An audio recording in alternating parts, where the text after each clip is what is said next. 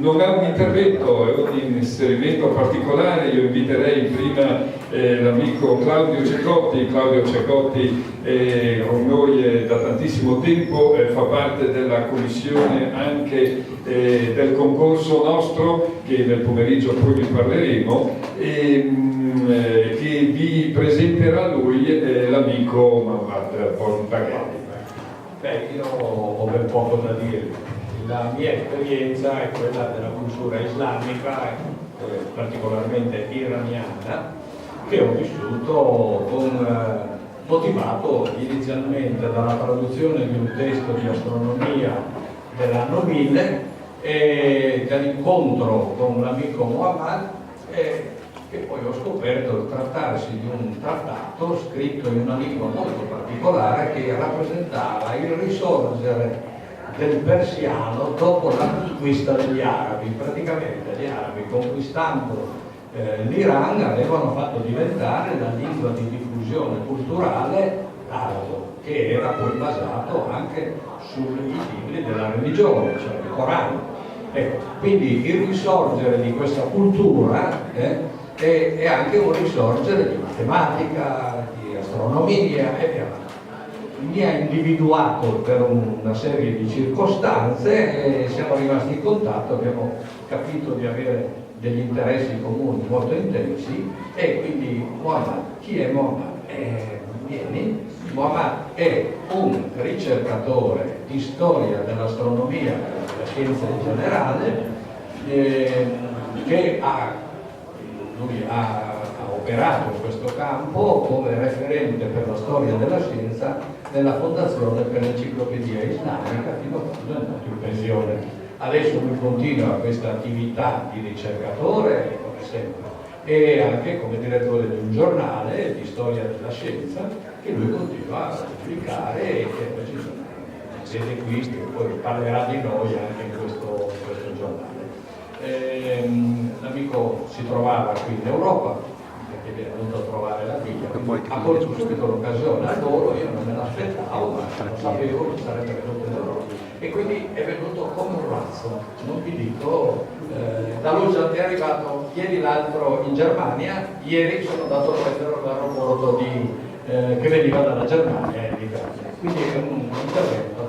Lui ci parlerà della storia delle meridiane in Iran, come lui l'ha anche vissuta in modo molto personale. Ecco, io passo a lui la parola e scopriremo che l'Iran ha una storia molto antica. Buongiorno, io leggo il testo italiano che prima era in inglese, l'ho scritto in inglese, l'amico Claudio ha gentilmente tradotto in italiano. Cari amici, sono lieto di essere di nuovo qui e di incontrare vecchi e nuovi amici che hanno il nostro comune interesse per la gnomonica. Ringrazio gli organizzatori per il loro duro ed efficiente lavoro di creare un'occasione di scambio di idee da persona a persona i cui pregi non possono essere sostituiti dai mezzi di comunicazione digitali.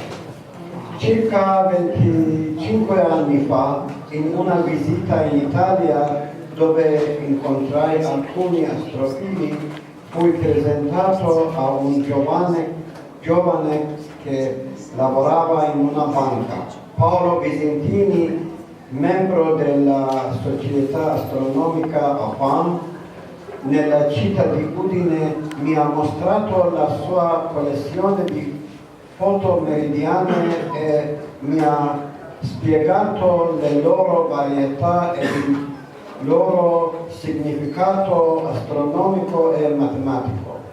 Così lui mi ha aperto una nuova finestra e questo è stato l'inizio di un nuovo interesse e di attività scientifica nella mia vita.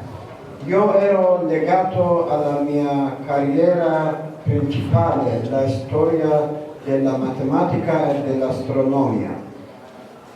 Ho trovato questo nuovo argomento un fattore di congiunzione e un mezzo di riempimento tra studi scientifici, storici e quelli moderni, tra ricerca scientifica astratta e concreta. Le meridiane coinvolgono non solo l'astronomia matematica e la trigonometria, ma anche la progettazione artistica e la conoscenza di materiali come metalli, pietre, legno, plastica, cartone, eccetera, utilizzati nella costruzione di meridiane. Queste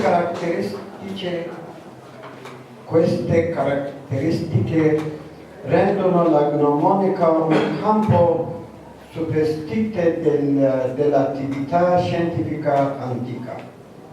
Negli ultimi 25 anni ho pubblicato un libro e diversi articoli sulle meridiane, inoltre ho tenuto conferenze, workshop organizzati, esposizioni e corsi regolari sull'argomento.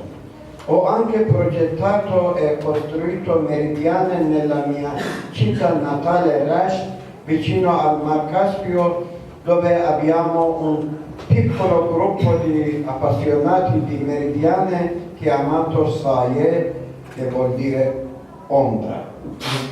Questo era calcolato da signor Pantanali circa 18 anni fa e noi abbiamo costruito là.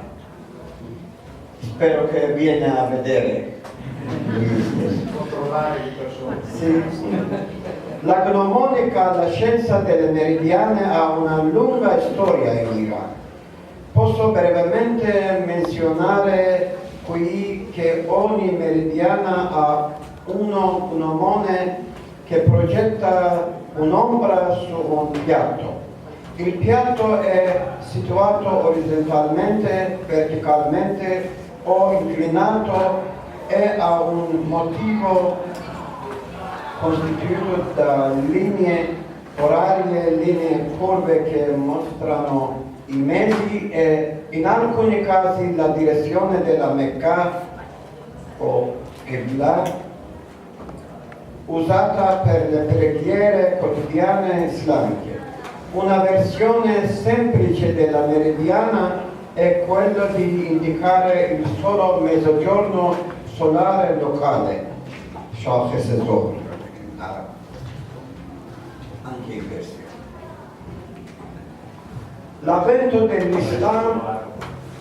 L'avvento dell'Islam è avvenuto 14 secoli fa e dopo la conquista dell'Iran da parte degli arabi musulmani, l'Iran è diventato parte dei vasti territori islamici. Ci sono testimonianze dell'applicazione delle meridiane nell'Iran pre-islamica. Un medico inglese, Tony Constable, una volta mi ha scritto che ci sono riferimenti sull'uso delle meridiane nel misurare il tempo per la distribuzione dell'acqua tra gli arabi che vivevano nel sud del Golfo Persico sotto il dominio della dinastia Achemenidi iraniana circa 25 secoli fa. Scrisse anche che il riferimento riguardava il re assiro Sargon II circa 720 a.C. Non è pervenuto a noi nessun trattato scientifico dell'Iran pre-islamico. Tuttavia siamo a conoscenza di un lavoro astronomico composto al tempo della dinastia sassanide preislamica iraniana dal titolo Zige Shahryar o Zige Shah, che significa le tavole astronomiche reali. È stato tradotto in arabo dopo l'avvento dell'Islam. Alcuni frammenti dell'opera sono citati nelle opere di studiosi successivi della civiltà islamica. Abu Rayhan Biruni, il famoso studioso polivalente che visse circa 10 secoli fa, ha citato da questa opera un metodo per la graduazione della placca delle meridiane orizzontali nel suo trattato sulle ombre, che traduzione di titolo è l'unico trattato dell'epoca sulla questione delle ombre. Questo Abu Rayhan Biruni ha scritto anche un libro su astronomia e astrologia per una ragazza che era figlia di un amico di Biruni. Questo era in arabo e anche tradotto in persiano. Dopo, recentemente, forse 70 anni fa, tradotto in inglese, e Claudio Cecotti ha tradotto questo in italiano, e per questa traduzione che siamo conosciuti. Allora, grazie a Biruni, io sono qua. Un altro riferimento alla gnomonica nell'Iran preislamico si trova nel testo religioso medio persiano zoroastriano del periodo sassanide, che fu modificato e integrato successivamente nel periodo islamico. Il suo titolo è in persiano Shayest Nashayest, cioè cosa fare e cosa non fare. Questo lavoro include un capitolo sulla definizione dei tempi del mezzogiorno e delle preghiere della sera, usando la lunghezza dell'ombra di un osservatore o di uno gnomone diviso in 7 parti. In quel capitolo la lunghezza dell'ombra dello gnomone è data per il mezzogiorno del primo e del 15° giorno di ogni mese. I mesi sono quelli solari e corrispondono ai segni zodiacali, di cui portano anche i nomi Ariete, Toro, fino ai Pesci. Il testo più avanti fornisce la lunghezza dell'ombra al momento del preghiera della sera per l'inizio di ciascun mese solare. La gnomonica fu oggetto di interesse in Iran anche durante il periodo islamico. Sono stati composti diversi trattati e importanti studi sono stati fatti da studiosi iraniani in questo campo. Il primo lavoro sulle meridiane si dice che sia stato composto dal matematico e astronomo iraniano Muhammad ibn Musa Kharazmi, che visse nel IX secolo.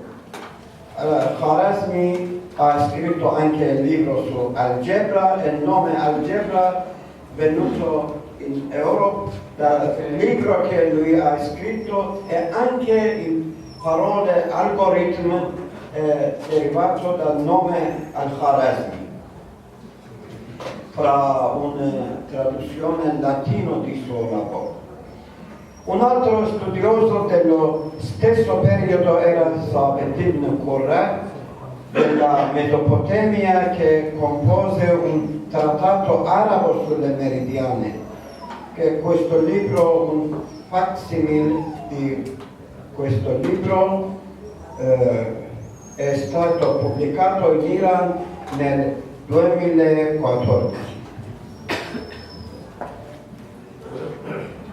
Nel XIII secolo Nasir ad-Din Tusi fondò un osservatorio in Maragha, nord-ovest dell'Iran, sotto il patronato del sovrano mongolo Hulagu Khan. Questo divenne un importante centro di attività scientifica e di solito viene definito la scuola di Maragha nella storia dell'astronomia. Uno studioso di nome Jamal ad-Din Bukhari vuol dire da Bukhara in Transoxania, portò diversi strumenti astronomici da Maragha a Pechino in Cina per farne di simili. Tra questi strumenti c'erano una meridiana orizzontale e una meridiana per misurare le ore stagionali ineguali. Le ore ineguali sono un dodicesimo della lunghezza del giorno, inteso come periodo in cui è visibile il sole. Ovviamente esse variano durante le stagioni. Nasir ad-Din Tusi era uno studioso di poesia e componeva anche poesie. In un poema scientifico persiano dà la lunghezza dell'ombra per ogni ora durante il giorno. Un importante risultato degli studiosi del periodo islamico nella gnomonica fu l'uso di uno gnomone inclinato verso nord e che forma un angolo pari alla chiave con il piano orizzontale. Questo tipo fu impiegato da Ibn Shaker, XIV secolo, in una meridiana in Damasco. Questo metodo, che è ancora usato nelle meridiane, applica la simmetria del movimento solare attorno ad un asse parallelo all'asse della rotazione della Terra. Così in direzione di Gnomono va verso Polaris. Ghiyasaddin Jamshid Kashani, conosciuto in Occidente con il suo titolo arabizzato Al-Kashi, fu uno scienziato iraniano che visse nel XV secolo e potrebbe essere considerato l'ultimo eminente scienziato iraniano del periodo islamico. È ben noto per il suo ingegnoso metodo iterativo di risolvere equazioni cubiche per trovare il valore preciso del seno di un angolo di un grado. Anche il suo calcolo accurato del pi greco, il rapporto tra circonferenza e raggio di un cerchio, fu un record che fu superato dai matematici europei circa 2 secoli dopo. Andò dalla sua città natale Kashan a Samarcanda su invito di Ulugh Bey. Ha progettato, supervisionato e gestito l'osservatorio che è ancora lì, ma in una forma rinnovata dopo essere stato distrutto e dimenticato. Jamshid Kashani scrisse lettere a suo padre che viveva a Kashan e lo informò sull'attività scientifica nella scuola di Ulugh Bey a Samarcanda.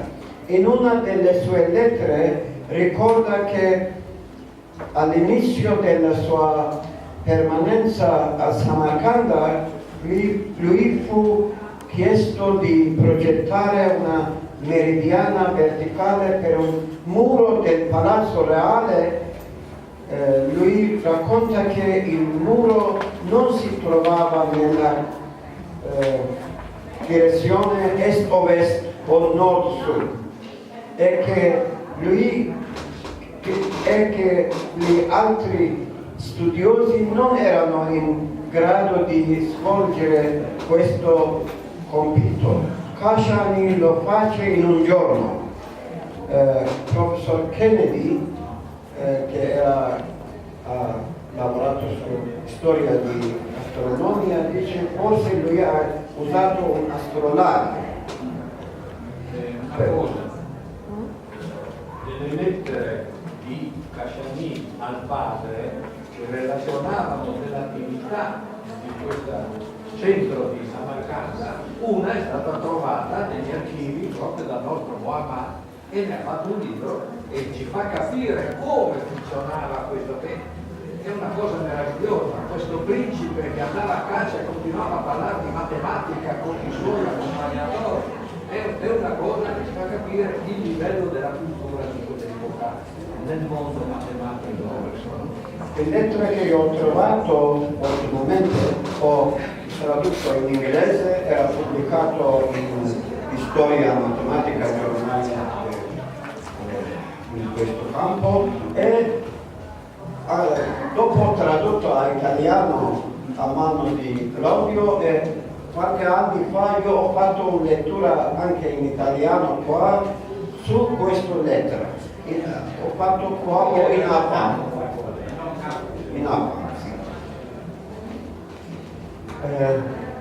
Khashoggi lo face in un giorno, fare niente.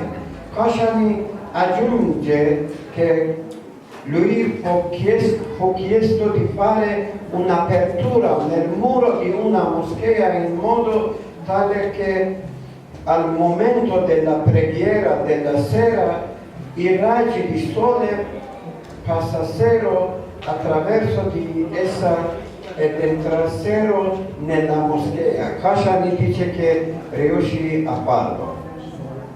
Gli astrolabi che tra le altre funzioni possono essere utilizzati per trovare il tempo durante il giorno o la notte possono anche essere considerati come meridiane perfette. Allo stesso modo i sestanti murali funzionano anche come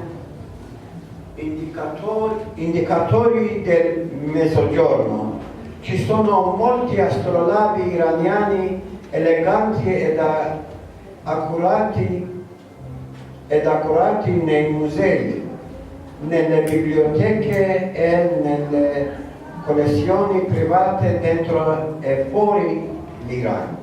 Nel periodo della dinastia Safavide, intorno al XVII secolo, alcuni strumenti di ricerca della Qibla, direzione della Mecca, furono realizzati a Isfahan, città che aveva anche meridiane, un tipo di Qibla Finder, da cui sono stati trovati 3 campioni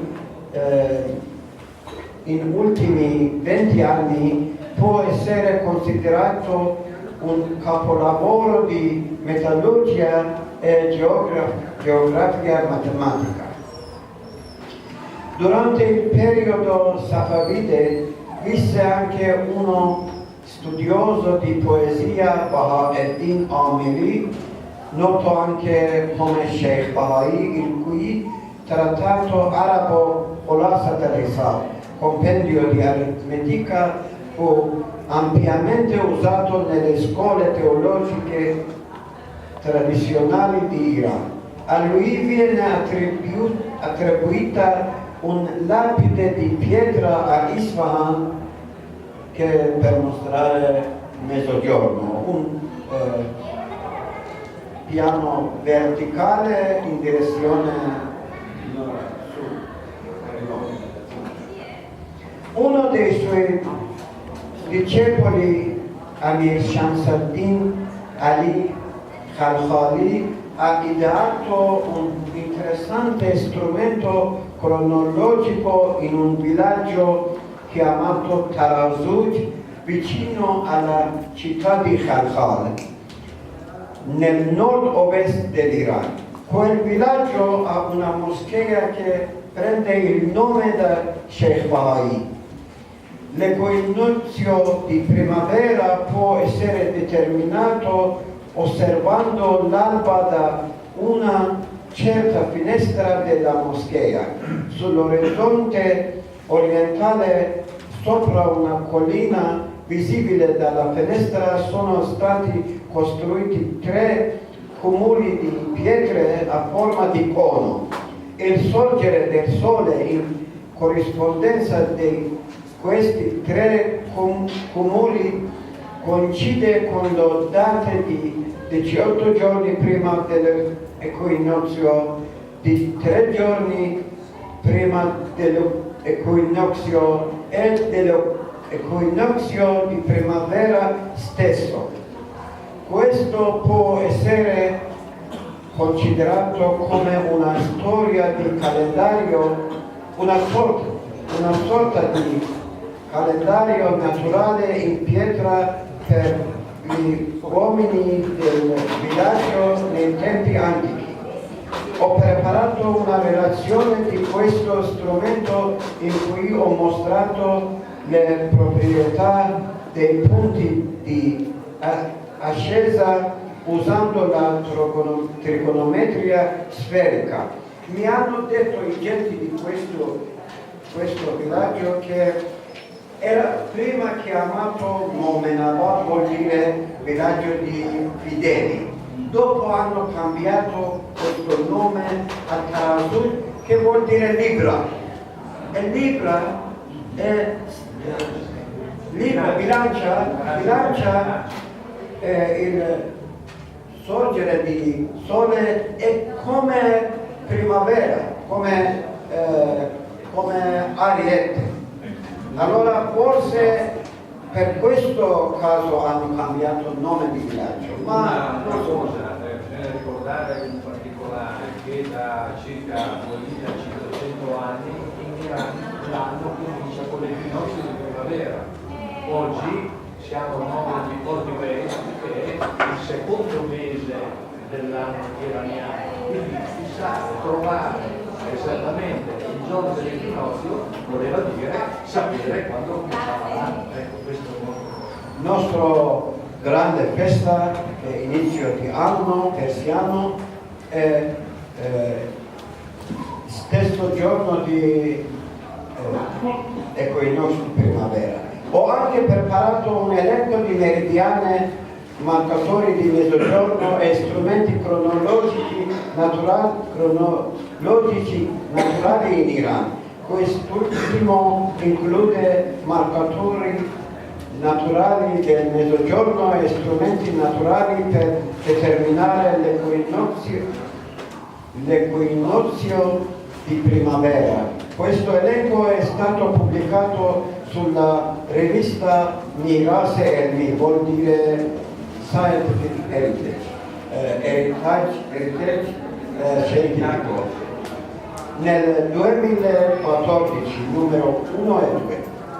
Fino a quel momento sono stati registrati 134 meridiane, 33 marcatori di mezzogiorno, artificiali o naturali, e 4 indicatori di equinozio. Le città con il maggior numero di meridiane antiche e moderne in Iran sono Teheran, Isfahan, Rasht, Mashhad e Zahedan. Grazie.